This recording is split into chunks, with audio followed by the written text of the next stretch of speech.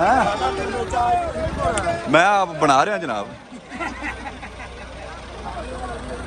आ केड़ा दीवान भी आ गया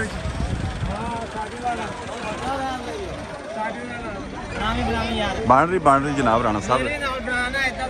तेरी आ केड़ी बनती पी देख आ राणा साहब ने जनाब नवा मोड़ दे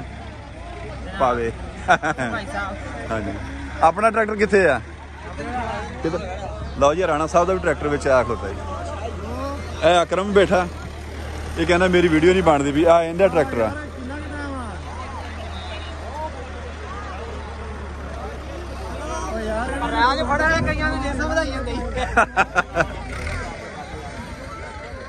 कर लेंदे जेड़ा कोई कर दे एक ना रूसी दा गेड़ा कढ़ा दे डिक्सां पा के